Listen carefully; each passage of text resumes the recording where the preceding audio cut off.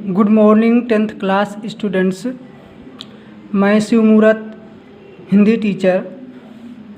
आपको इसके पहले हम रस के बारे में बताए, रस की परिभाषा, अर्थ तथा रस के प्रकार। रस के प्रकारों में आपको पिछले वीडियो में श्रृंगार रस के बारे में बताए, श्रृंगार रस के भेद बताए।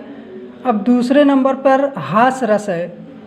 तो हास रस की क्या परिभाषा है, इसकी क्या उदाहरण है, इसके उदाहरण को हम कैसे पहचानते हैं, तो इसके बारे में हम थोड़ा अध्ययन करेंगे। तो हास रस की परिभाषा ये है कि विकृत आकार, वाणी, वेशभूषा, चेष्टा आदि के वर्णन से उत्पन्न हास की परिपक्व अवस्था को हास रस कहते हैं। हास रस को सभी रसों से अधिक सुखात्मक माना गया है। इसके ऐसे उदाहरण होंगे कि जब हम उसको पढ़ेंगे तो हमारे अंदर थोड़ा सा एक हंसी मजाक वाले थोड़ा भाव जागृत होगा, तो हम वहाँ पर समझेंगे कि ये हास रस है। हास रस में किसी भी व्यक्ति के वेशभूषा का, अंग का, रूप के बनावट का, विकृत आकार, वाणी, वेशभूषा, इस प्रकार से जब हम उसको देखते हैं तो हमारे अंदर थोड़ा हंसी नामक भाव जो उत्पन्न होता है, तो वहाँ पर हास रस होता है। जैसे इसके उदाहरण हम 2-3 दिए हुए हैं। पैसा पाने का तुझे बतलाता हूँ प्लान, कर्ज लेकर बैंक से हो जा अंतर्धान। तो ये आपका हास रस का ही उदाहरण है। दूसरा है बिंध के वासी उदासी तपोव्रतधारी, महाबिनु नारी दुखारे। तो यहाँ पर भी हास रस है, क्योंकि बिंध के वासी उदासी, बिंध में रहने वाले जो तपस्वी हैं, तप को धारण करने वाले हैं, वो नारियों के बिन दुखी हैं। तो यहाँ पर फिर एक थोड़ा सा हंसने वाली बात है। फिर है शीश पर गंगा हंस, भुजन भुजंगा हंस, हास ही को दंगा भयो नंगा के विवाह में।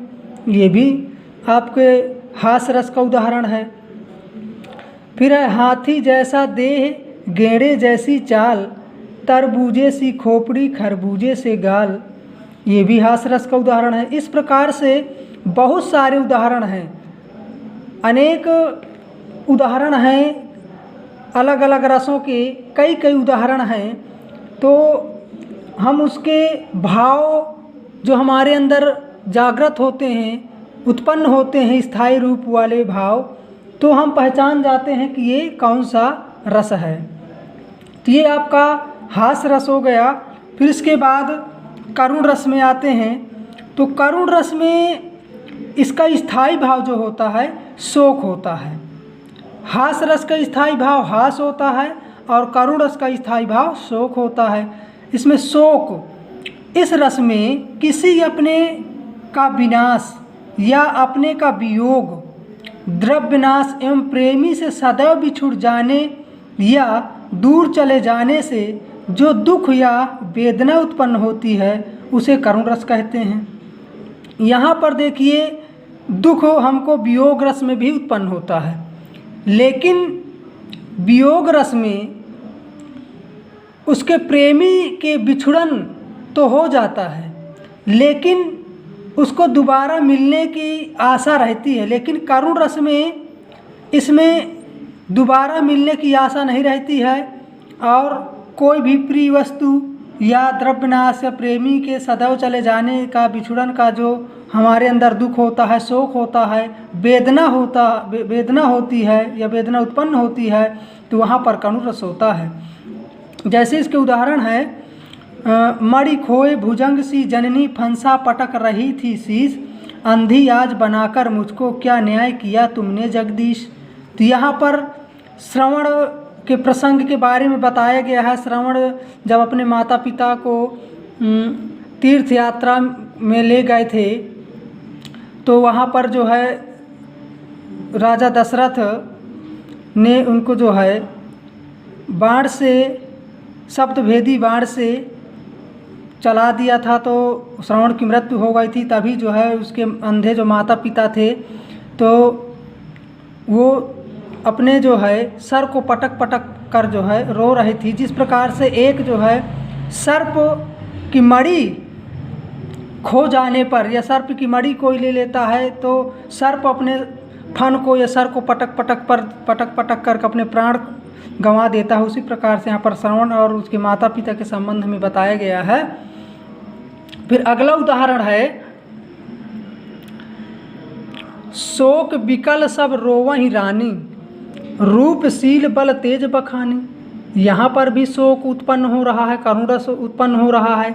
जब राजा दशरथ की मृत्यु हो गई थी तभी जो है वहाँ पर उनकी जो रानियाँ थी उनके रूप और उसके शील, स्वभाव, बल, तेज को बखान करके, वार्तालाप करके या बता करके उसके विषय में रो रही थी और जो है शोक उत्पन्न कर रही थी, करुण रस उसमें जो है उत्पन्न हो रहा था। तो इस प्रकार से करुण रस को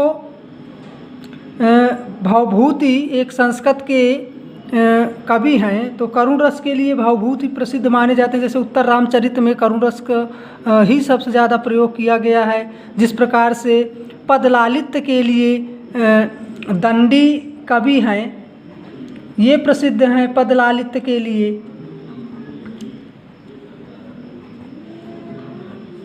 और अर्थ गौरव के लिए भारवी कवि प्रसिद्ध हैं।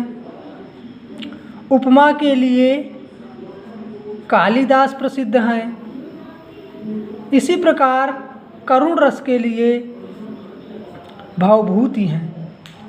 तो ये भी हमको जानकारी करना चाहिए, इसके बारे में भी हमको जानना चाहिए, क्योंकि ये एग्ज़ामों में भी कहीं कहीं जो है पूछ लेता है। तो अगले वीडियो में हम इसके आगे जो रस होंगे उनकी व्याख्या करेंगे। धन्यवाद।